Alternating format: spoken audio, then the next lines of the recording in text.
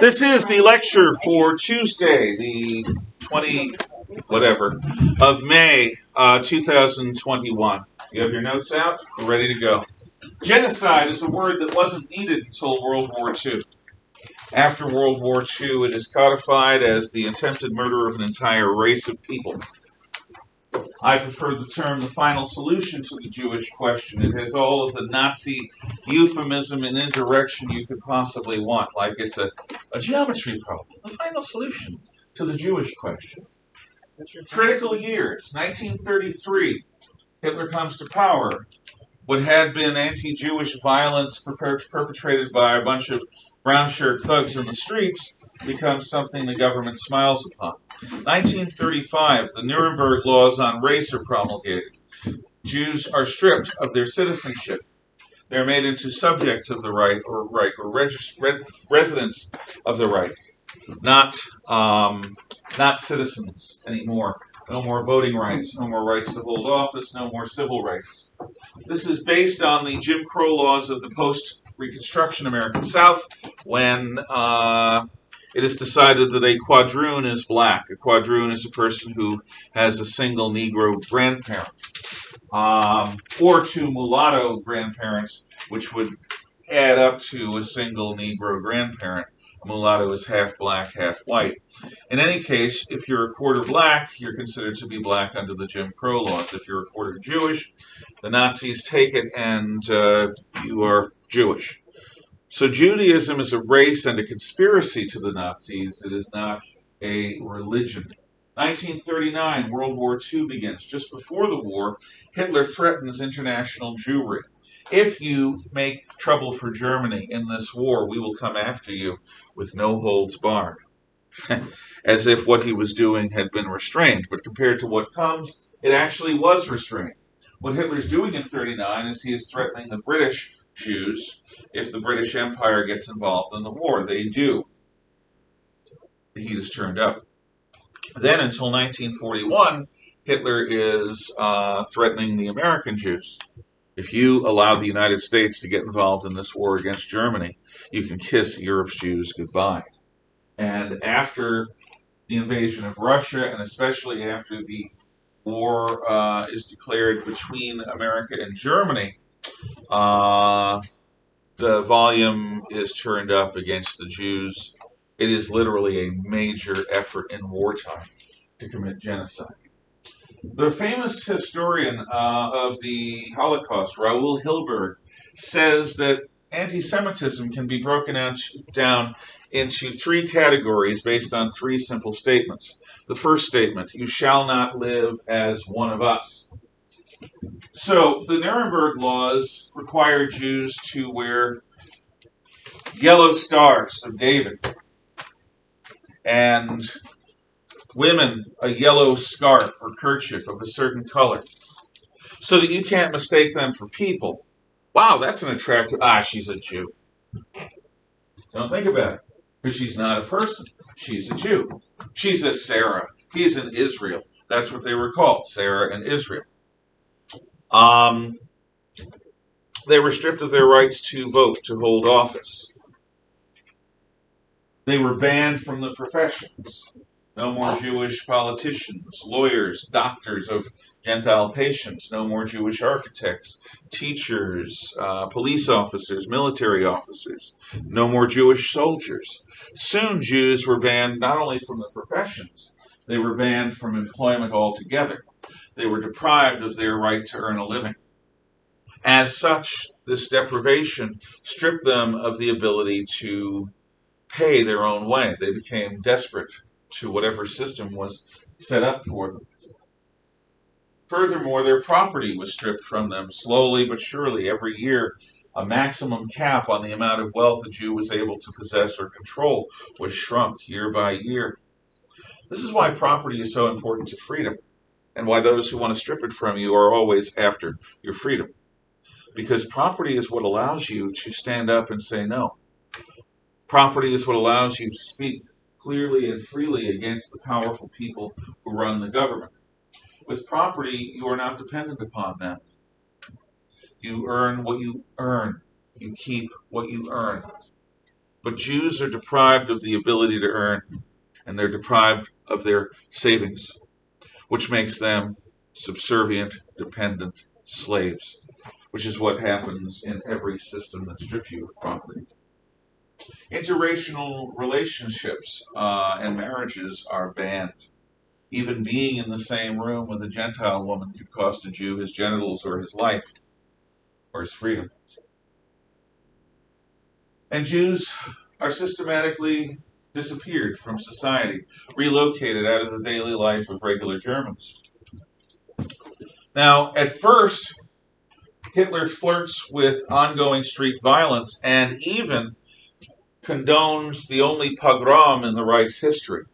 The pogrom is Kristallnacht, the Night of Broken Glass, which we've talked about.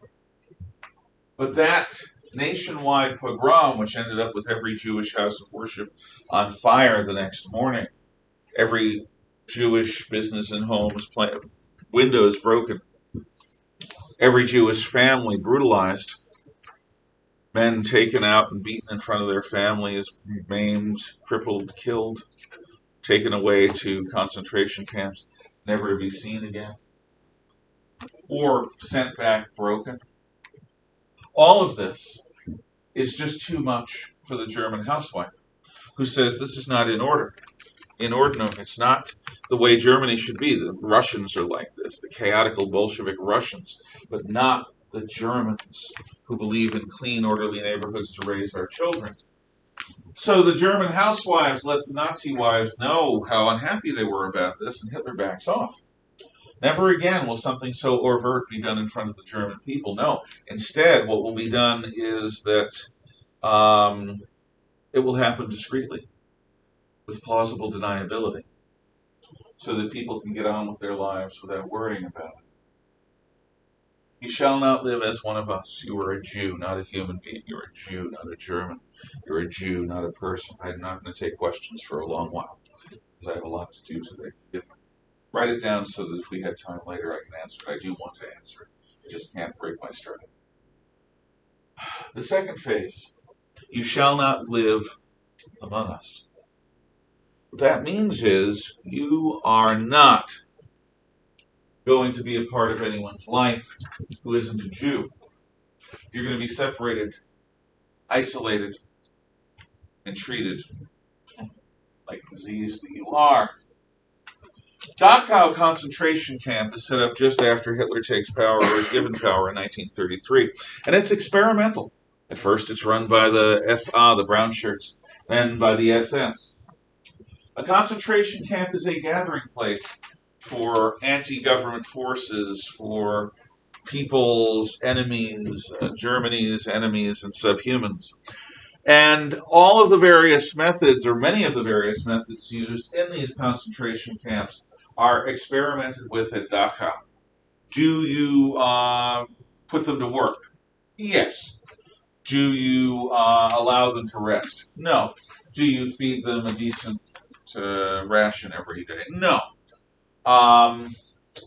Do you treat them as prisoners? No. You treat them as something worse. With Dachau's example, soon dozens of other concentration camps appear all over Germany in an early imitation of Stalin's Gulag Archipelago. After Czechoslovakia becomes part of the Reich, Hitler gains access to Theresienstadt. Theresienstadt is a medieval ghetto over 1,000 years old just outside of Prague, which is the capital of the Czech area. Theresienstadt, from the outside, looks like a berm. It's this artificial ridge and hill, surmounted by copses of trees. And, it could look like a natural hill or a man-made hill. They exist. It's not until you get to the gate that you realize there's something there. It's like a medieval castle.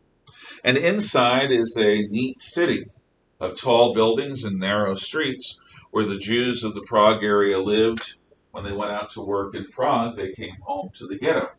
Now remember, a ghetto is like a concentration camp in the sense that it is a traditional way of keeping the Jews away from the rest of us. Ghettos are walled-off city neighborhoods, so walled-off areas that are permitted for the Jews, and Jews are not permitted after dark anywhere else. There are usually curfews. If a Jew breaks curfew, no matter who that Jew is, that Jew could be a little old lady, that Jew could be an old man who loaned you money and kept your business afloat, you're going to beat the stuffing out of it. Well, Theresienstadt becomes the showplace ghetto. All of the famous Jews of Germany go there. All of the Jewish war veterans of World War I who are decorated. Jewish physicists at Einstein stayed in Germany. He would have gone to Theresienstadt. In the summer of 1986, I decided to stay at college because I had some friends in Lewiston, and I got a job at the library. And I was assisting a librarian named Gerda Haas. Gerda Haas was an old lady, very nice lady, thick German accent, smelled a little funny, had some strange habits like squirreling away food. During the course of the summer, we talked, and she was willing to tell me she and her family were German Jews, were well-to-do German Jews, professional, big family. She and her sister ended up being the only survivors of Theresienstadt and Auschwitz. She spent most of the war in Theresienstadt, the showplace ghetto, keeping her younger sister alive. And they were then sent to Auschwitz, to the concentration camp section, where they were also kept alive. She and her sister were the only part of her extended family to survive. There was a reason why she squirreled food away, because she learned that that's what you do. When you have food, you make sure that you always have some, just in case. She never relaxed, not in public, never beyond a certain point. She was always hyper-attuned to what was going on around her, because she had survived, and she had kept her sister alive. Theresienstadt was a place where Jews were given brochures. We're going to relocate you to Theresienstadt. You won't have to wear the Star of David there. You won't have to have your women wear the scarf there. You won't be at risk of random street violence from thugs. You can choose an apartment. If you have extra means, you can pay for things like south-facing windows, nice sunlight, window boxes to garden in, things like that. And then you go on a train. And unlike most Jewish trains, these trains were not cattle cars. They were passenger cars. So you show up in the station closest to Theresienstadt. You and the other Jews embark. There are carts for the old and the lame and the weak that you load them onto, and then you walk a few miles from the rail station to Theresienstadt.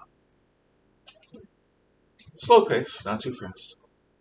You pass the berm. Looks quiet, sounds quiet, it's designed to. Not designed to be unobtrusive. And then you walk around the fortification until you get to the gate, where there's a dais, and there are a group of old Jewish men, and they say that we are the elders of Theresienstadt. We are the government here. And we want to welcome you to this Jewish community in the midst of the Third Reich. There are many rules, you'll learn them, many ways of behaving. But for now, we want to let you know that this is a Jewish place. So please go over there to those S-men and cooperate with them, and you'll be processed and brought inside. So you'd go over and you'd give your wedding ring and your eyeglasses and your jewelry and anything else. And unlike in most cases, they're not going to Spanish search you. They're not going to do a full orifice body search. They treat you with reasonable respect, and then you walk in. And the smell is the first thing that hits you, because it's the smell of thousands of dead bodies. Theresienstadt is about 5 times capacity. In other words, there are about 5 times the number of Jews inside this walled-off community. The inside of the berm is like a wall designed to keep people in. The streets are lined with the dead. Malnourished Jews would gather the dead, put them on carts, and burn them. You don't have an apartment waiting. You're never going to get your stuff back. And every time a German of any rank comes by, you go up against the wall, you take your hat off, you put your head down, and you are waiting orders submissively. Anything else will get you beaten to death. Unless you are well connected to the Jewish leadership, the Sonderkommandos who work for the Nazis, is a word you should know, Sonderkommandos, Sonderkommandos, Sonderkommandos. The Sonderkommandos are a name given to those Jews who work for the Nazis in order to stay alive. The elders are some of the weirdest Sonderkommandos. Sonderkommandos are usually laborers. But if you don't have a connection, you don't get a job. If you don't have a job, you don't have a fixed place of residence. You don't get food, guaranteed. You don't eat. You slowly die in the streets and are taken away. And the Nazis are okay with this because this winnows out the population. Eventually, as the war goes on, Red Cross is invited to go to Theresienstadt. So there's a Swedish group that's coming. And suddenly, there's money for paint and to clean up the streets, and the bodies are gotten rid of, and everything is covered up, and people are given nice clothes, maybe even their own clothes back. And the excess population is put on trains to be sent to the east to work. And when the Swedes come, it looks like a nice German town, a Jewish ghetto. The Nazis, after the Swedes are there, even have a film made, which you can see parts of. Hitler gives the Jews a town. It is a showplace ghetto, which is then emptied into Auschwitz. The Warsaw Ghetto is less genteel. There's no pretense towards it being a showcase ghetto. I've already told you they loaded multiple times the number of people that should have been in that neighborhood into that neighborhood and, again, let them die. But a lot of the pretenses towards it being a decent place just aren't there. How in 1943, April to May of 43, there were compelling evidence that arrived in Warsaw that indicated the Jews were taken from there not to work on plantations as slave labor in the east, but were taken to a place called Auschwitz, in a former Austrian cavalry barracks from World War I days. And then horrible things happened and they died. They were killed. So the uprising happens. This is not the Warsaw Uprising. The Warsaw Ghetto Uprising happens in 43 and is put down. And the ghetto is empty. Concentration camps are set up all over not only Germany, but Eastern Europe, particularly in and around Poland. These concentration camps are also labor camps. So, here's an example. Germany was very advanced in terms of the weapons technology it has in World War II. Germany was the first to deploy combat jets in number into the air fight. Germans were the first to put a modern main battle tank into action, the Tiger and the Panther. The Germans were usually more advanced than the Allies in most ways. Not in terms of the atom bomb, but that's because the captive scientists who were making the atom bomb intentionally led German science astray on that one. But in general terms, the Germans had more advanced weapons, but far fewer. And these weapons were both more expensive and more prone to break down because they were so advanced. At Peenemunde, an island in the Baltic, the Germans developed the world's first functional cruise missile. It's called the V-1. It is a jet missile with wings that is launched and can hit a city-sized target. Basically, it flies until the engine cuts out, and then it drops a huge warhead on whatever it happens to be over. They also developed there the V-2, which is a ballistic missile. It's about 3 stories to 5 stories tall, has fins, looks like a 1940s picture of a rocket ship to the moon, has a massive warhead, and is a rocket that actually leaves the atmosphere when it's traveling from Germany to London. London is the target of all of these vengeance weapons. But rockets like that are very hard to build. They're very dangerous. They use a lot of special equipment. And the rocket fuel is caustic. Literally, it will burn your skin off if you work on it too much, too closely, without proper protection. Well, there's a Czech railroad tunnel going through mountains that is repurposed to become Dora Mittelbau, the middle works. You have all the raw materials for a V2 rocket on one end, and the tunnel is an assembly line.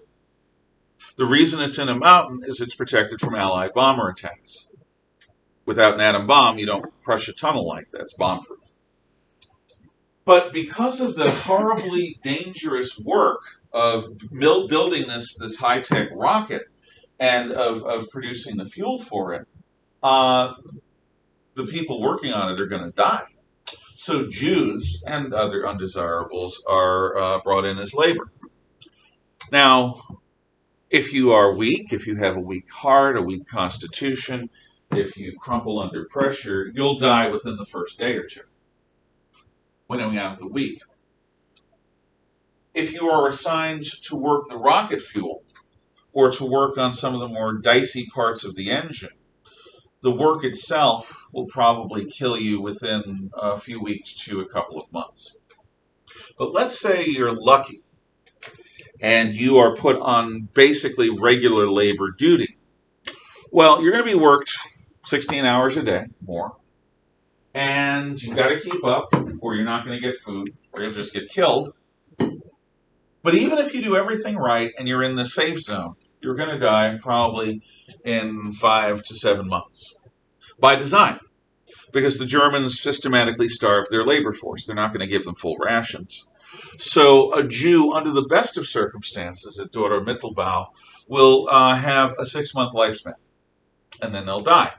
An emaciated skeleton who simply runs out of juice. Now, these operations are supervised by a group of German scientists led by a man named Werner von Braun. Werner von Braun is a Nazi. He is a brilliant rocket scientist. You know how they say it's not rocket science? Well, he knows rocket science. After the war, he is lifted by Operation Paperclip. Germany's scientists are rounded up by the Soviets and by us. Operation Paperclip is our effort. Von Braun is brought to Huntsville, Alabama, I think, and is put to work by the U.S. Army developing an American Army rocket program. Von Braun is an instrumental person, and his scientists that are brought over with him, in the Mercury, Gemini, and Apollo programs that put men on the moon. The Russians have their own scientists, but they never get to the moon. Von Braun is never punished for his crimes, being in charge of operations that use Jewish slave labor, working them to death, nor are the scientists who work with him. So I ask you to consider this. In a growing Cold War with the Soviet Union, where rockets could be loaded with atom bombs and eventually are, in a war where propaganda victories against the Soviet Union will help the free world live and propaganda defeats will help the communist world spread, what do you do with people like von Braun? Do you employ him? Do you treat him nicely? Do you take advantage of what he has to offer? Or do you put him up on war crime trials? Punish him? I don't expect an answer. I expect you to think about it because it's not an easy question. You are in an existential struggle for survival with the Russians. What do you do with the Nazis? Use them or damn them? We'll come back to this. The third phase of anti-Semitism, according to Hilbert, you shall not live. Now, first let us name the unnameable. Again, my preference is the final solution to the Jewish question, which is the term the Nazis use. It is so euphemistic. It allows people to do their job, focus on their little bit, schedule the trains so that they run on time, build the assembly line, do the engineering, solve the problems that come along. Product processing. You're dealing with product and you are processing. There's more euphemism.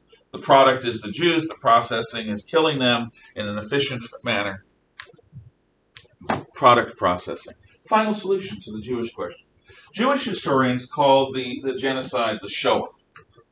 Shoah means annihilation in Hebrew. So the Shoah is the annihilation, the attempted annihilation of their race in Europe. Most Americans know this as the Holocaust, which is the hottest part of an oven. The idea is that the Jewish people are placed in a proverbial metaphorical oven and are burned and consumed by these flames, these proverbial flames. But the truth is the Holocaust is quite literal. Most of the dead Jewish bodies are are burned up in ovens, and they are turned into ash. The Holocaust properly refers to the height of the killing between 1942 and 1944, when Germany was winning the war. So, what to call it? Well, genocide will work too. The attempted murder of an entire race of people. So, early in World War II, the SS has special units called EINZATZKOMMANDOS, composed of EINZATZKOMMANDOS. These are special squads. They wear a death's head on their hats and on their collars with crossbones like a pirate flag, and their job is to follow the army in. This is practiced in Poland. The army resists. Hitler tells people before the invasion of Russia, you're not getting in the way of my troops this time. My EINZATZKOMMANDOS are as important to our victory as anything you do on the front versus the enemy army. You will stay the hell out of their way. And in the invasion of the Soviet Union in June of 41, about 6 months before America gets involved in the war, the German armies are followed by units of EINZATZKOMMANDOS. Every single Russian, Lithuanian, Ukrainian, Polish village, town, city neighborhood is visited by EINZATZKOMMANDOS. They gather the entire population, then they get the Russians to reveal who are the Jews. The Russians are, at first, all too eager to, because the Russians are, and so are the other Eastern Europeans, there are enough reflexively anti-Semitic people among them to have the Jews identified right away. No problem there. You see, at first, actually, a lot of the Russians welcome the Nazis because the Nazis can overthrow the communists, and they've been under the heel of communism for decades. Had the Kaiser's army invaded Russia in 1941, there's no question that the Russian people would have risen up and joined the Germans and overthrown Stalin and the communists. The problem is, the Nazi race theory tells everyone the Russians are subhuman. They're not Jews. Oh, they're not exactly. They're slaves. They're a slave race. They're the Slavs, the Slavic race. So the Nazis, instead of making friends of the anti-communist Russians, except for a very few, the Nazis, for the most part, treat the Russians like scum, alienate them, so that the Russians end up saying, there's nothing to choose. We're stuck between literally a rock and a hard place. We're stuck between Hitler and Stalin, between Nazism and communism. We're screwed. And they were. But many Russians, in the end, say if we're going to be oppressed, let's be oppressed by our own people. The Germans are really way too good at this extermination stuff. In any case, early on, the Jews are singled out, and they're marched away from everyone else, usually behind a copse of trees or into a little forest. There, the men and women and children are separated, women and children and men. And the Jewish men are told to dig a long trench, maybe with their bare hands, maybe they're given tools. So they have to dig a trench, and it's usually between 6 and 10 feet deep, and however long it needs to be, you'll figure out why in a moment. Then the Jewish men are stood right at the edge with their heels over the edge of the trench. And the EINZATZKOMMANDOs aim down their iron sights and shoot all the men. They fall in. Then the women and children are brought up. They're told not to look into the trench, to look this way, to stand, line up the same way, and then every woman and child, they're shot, and they fall in, except for a group of Sonderkommandos that either came with the Nazis or are separated out from the rest of the Jews. Healthy young men who are easily led.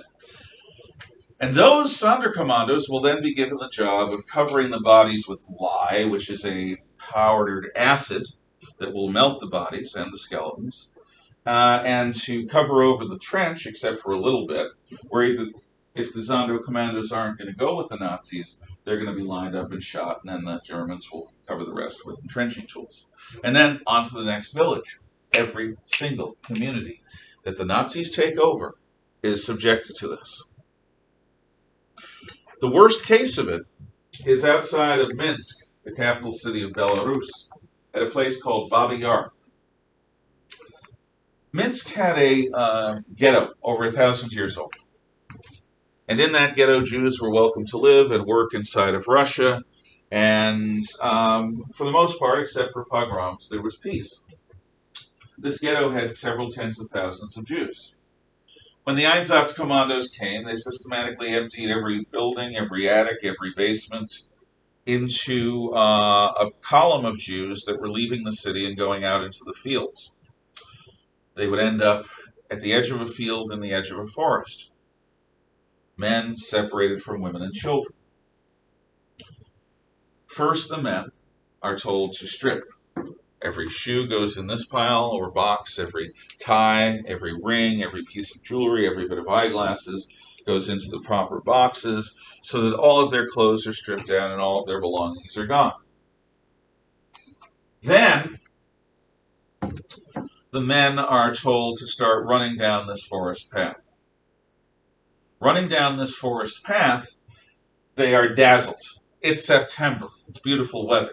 The sun is streaming out there, but their eyes adjust to the dimness of the forest and the little dapple of sunlight that comes through the trees. And they're going up and down over roots, around trees, and anyone who slows down gets shot, so you got to run fast, and you're concentrating on not falling. Because if you fall, you will be bayoneted or shot. Then ahead, there's this bright area. And as the Jews go into the bright area, their path goes along the edge of a sand pit. Huge, deep quarry, where machine guns are lined up on the other side. And as the Jews are crossing the quarry path, they're shot and their bodies fall into this huge hole. This killing goes on all day, all night, and into the next day.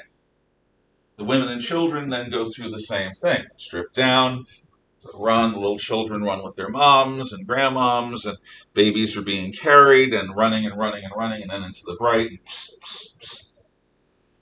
So in 2 days, I think the figure is something like 30 to 50,000 Jews are killed at the Babi Yar massacre. So the Einsatzgruppen are doing their jobs. But as Christmas approaches, many of them get leave. When they go home, maybe on the train there, maybe on a bus in their hometown, maybe in their room, maybe in an alley, many of them take their sidearms.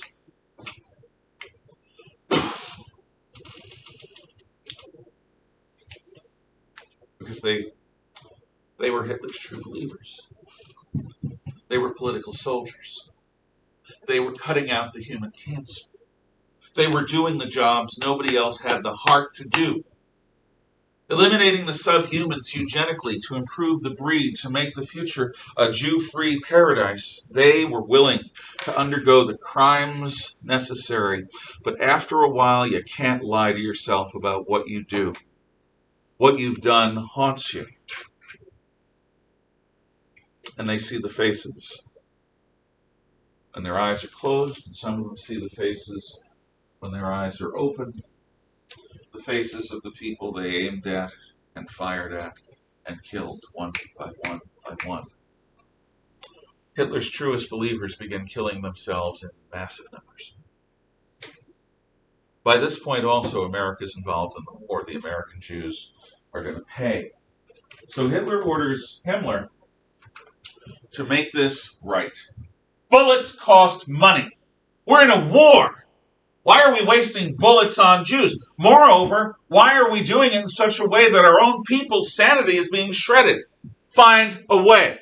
Himmler assigns it to his deputy, Reinhard Heydrich, who on January the 20th, 1942, organizes a conference at Wansee, a suburb south of Berlin, by a lake. Beautiful place. And there are the minutes of this meeting. It's like any other business meeting. There are snacks. There are big meetings. There are little conferences. There are big meetings. Decisions are made. And by the end of the day, the decision about how to do the final solution is made. You see, what to do about the Jews was always an open question among senior Nazis. Hitler did not open his mind about it to many people. So, for example, Adolf Eichmann, the specialist on the Jews working in the SS, wanted the Jews to be exported to Madagascar, a French colony off the coast of Africa, where they could live isolated from the rest of the world, not able to spread their poison. There was a case where the world had an opportunity to receive more Jews. In early 1939, the SS St. Louis, a German freighter called the St. Louis, is loaded up in Hamburg with a bunch of Jews that have spent their fortunes just to get the heck out of Nazi Germany. They go to England. No, we're not taking you. They go to the United States. No, we're not taking you. Violates immigration laws. We've taken plenty of Jews. We are not going to become the dumping ground for the world's Jews. They go to Cuba. They go around even as far as South America. Nobody will take them. Just before the war begins, the St. Louis has to return to Hamburg. Those Jews that had given everything to get out of Germany weren't allowed anywhere, and they all died. What to do about the Jews? Well, we're going to come up with better ways. Efficient German ways.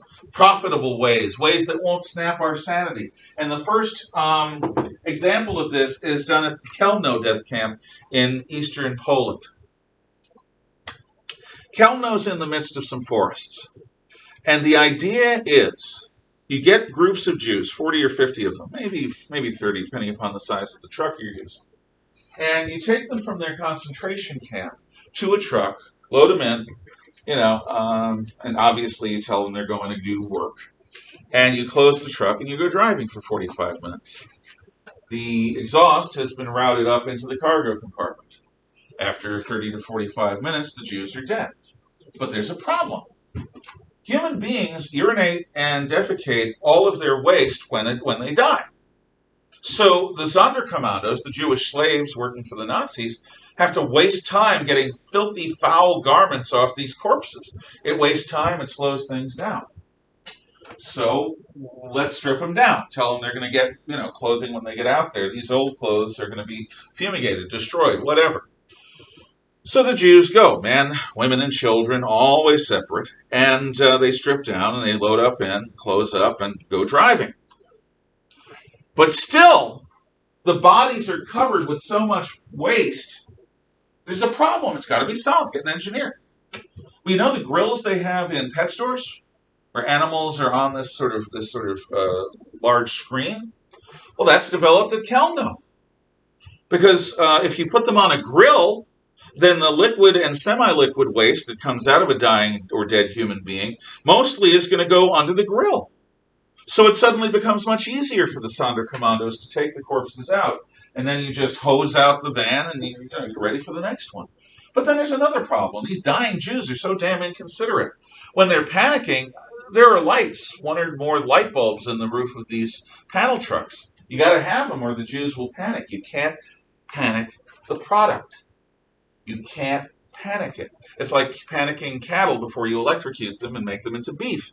You can't do it. It's bad form. So you've got to have light bulbs. But when the Jews die, they break the light bulbs. Inconsiderate bastards. So what the engineers come up with is another kind of grill that's going to protect the light bulbs, allowing the light to come through. But unless a Jew is willing to go, crack, they're not going to break the light bulb. So problem after problem is solved. What about the farmers? What are they going to think? The Polish farmers that work around Chelmno? Well, they paint false windows on the back of these panel trucks with Jews toasting each other with champagne cocktails. And some of them have speakers playing classical music and the sound of laughing people having a garden party. The Polish farmers who were being worked on short rations. Oh, those damn Jews. Look at them. Look, they're driving around the country like it's a Sunday drive, like it's before the war. No, they're being exterminated. But gasoline costs money. And you still are only doing it, 30 to 50 Jews at a time. So, there's a crystalline chemical called ZYKLON-B that if you add liquid to it, forms a gas that is an insecticide. It's used to fumigate buildings, kill cockroaches. Well, what are Jews, according to the Nazis, but human cockroaches? So let's try that. The Treblinka death camp is the purest of the death camps. It is designed for one purpose, and it's extremely good at that purpose. It looks like a little train station in Lithuania. Beautiful little train station, little sign that says Treblinka. So the cattle cars come in from all over Europe. And this is not any pretense. They're not passenger cars. You load a cattle car filled with Jews so that they can't really sit down or move. You just shove them in, and then you transport them across Europe. And unless you're dealing with some sentimental idiot, you don't waste food on them. You don't waste water on them. Those that die, die. Those that live, live. Then you unload them and separate the men out from the women. And the women and children are kept, and then the men go in. And what it looks like is, well, this isn't a bad place. There's a nice forest. There are a few barracks for the Sonderkommandos. There are a few barracks for the Nazi soldiers. And there's a processing facility and what looks like a warehouse. So this must be the place where we're going in the east, because this is not enough to house even this trainload, let alone all the other trainloads that come. So they must process us here and then send us into the fields beyond. So the Jews are, the men and then the women and children in the second round are brought in. And again, take off your jewelry, take off all your clothes, put it in the right piles. Got to be in the right piles, German efficiency. And then, group by group, they're brought into a little chamber, sat down on benches, they're naked. And barbers come in to cut their hair because of their new life. They need, they're probably filthy and lousy in terms of having lice. So you cut their hair off, and they're gonna be bathed and showered, and it's gonna be great. Well, it's gonna be slave labor, but they'll be alive. And then, depending upon where you are in the building, either the chamber where the hair cutting was done, or the shower chamber is opened up and then closed, and then those Jews are gassed and get rid of them. And then the next group comes in, because what kind of sick SOB is going to have somebody's hair cut immediately before executing them? It's all designed to keep the product from panicking. And it works. It works remarkably well. If a barber cracks, you just kill him and get a new barber. It's all designed to keep the cattle from getting panicky before you zap them, to keep the Jews confident that they're about to be used as slaves and not exterminated. Jews enter through the gates of Treblinka from the trains, and they leave through the chimney. This facility at Treblinka kills more people than any of them except for Auschwitz, which is like the Manhattan of facilities. So let's start talking about Auschwitz. Auschwitz comes from an Austrian cavalry barracks pre-World War I called Auschwitz. Auschwitz becomes the ultimate processing facility. Now, in Auschwitz, there is a set of concentration camps. And in that concentration camp, Jews are just gathered in preparation for other things. The woman I worked with, Gerda Haas, goes to this part. But in the concentration camps, certain doctors, biologists, sociologists, and other medical experimenters, most of them biologists, are given free rein. The most famous of these doctors of Auschwitz is a guy named Dr. Josef Mengele, who had a fascination for identical twins. Because here you have two genetic templates that are almost identical. One can be the control group. One can be the experimental group.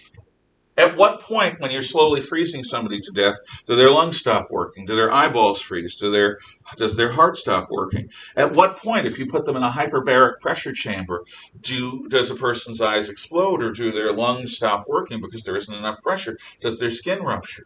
At what point, when you take somebody's ocular fluid out and inject their eyes with ink or with other chemicals, what happens? What happens if you have identical twins, and you know how you have people who are born conjoined twins, and you have an operation to separate them?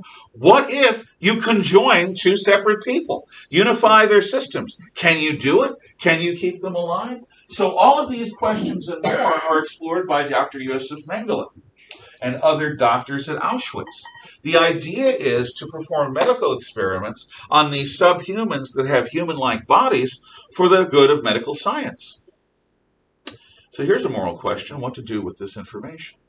See, Mengele survives the war. He escapes through the Odessa network to South America, to Brazil.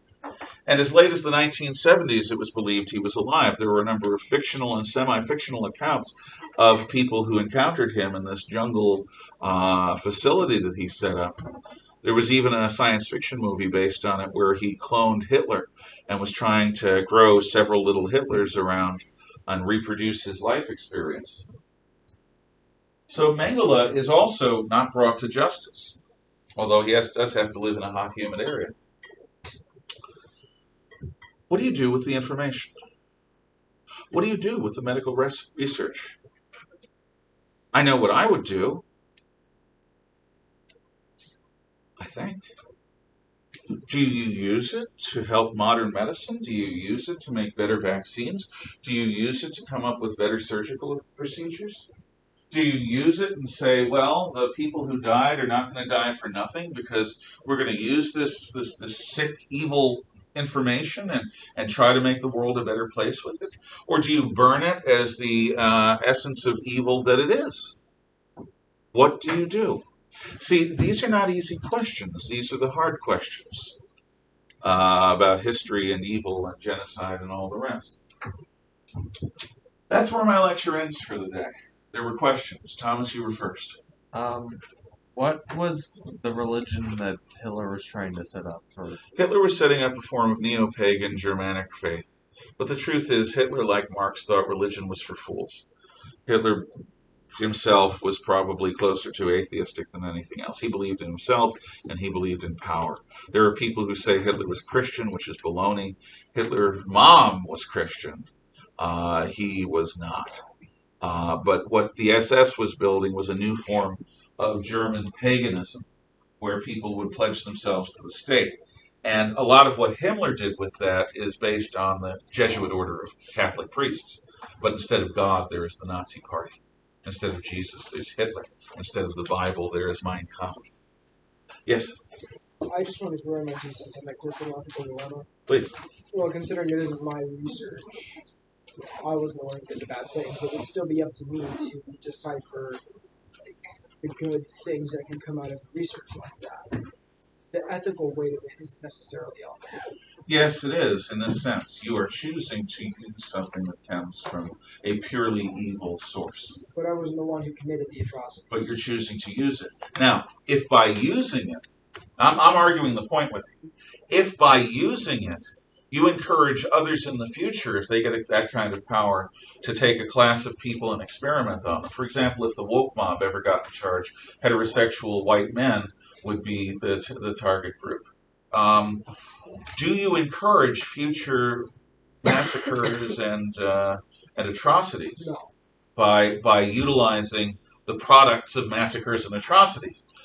You could argue that you're normalizing it by doing so. If you don't directly cite that research, then there wouldn't be any solid evidence that you built on. But you know it, and your assistants are going to know it, and the word always gets out. There's never... It's like, finally, it's becoming more and more obvious that the Wuhan Institute for Virology is the cause of coronavirus 19. That's clear now. There's evidence that scientists at that institute died in the autumn of 2019, well before it got out to the wet market and all the rest. So information, sooner or later, will always or almost always come out. I get your point, and I get what you're trying to say. I would simply argue that it's like the One Ring in Tolkien. Can you use it to do a little good before it corrupts you? And that's an interesting question. And I don't have the answer, by the way. I have my own thoughts. But my thoughts on the medical research are different than my thoughts on the rocketry. I actually would support Braun but not the medical stuff. Anyway, thank you for your attention. Have a good day. I just wanted to throw my comment on that. I don't think we should use it because, like, I've always believed that we should do certain things so that our younger generation follows, like, suit, so we shouldn't do something, like, use that, because then our younger generation. Oh, yeah, I feel like I did. Yeah. Okay, but what if they discovered the cure for cancer? Well, that's an interesting question. If you discovered the cure for cancer, why one of those insanely unethical experiments? Well, Would it be ethical to use the cure? and that's an interesting question. And what would you need to do? By the way, what you're dealing with is what you will deal with in college philosophy classes and medical ethics classes. This question will come up again in your future, I predict. Yes? Little letters. Markers? Well, maybe. First of all, bye.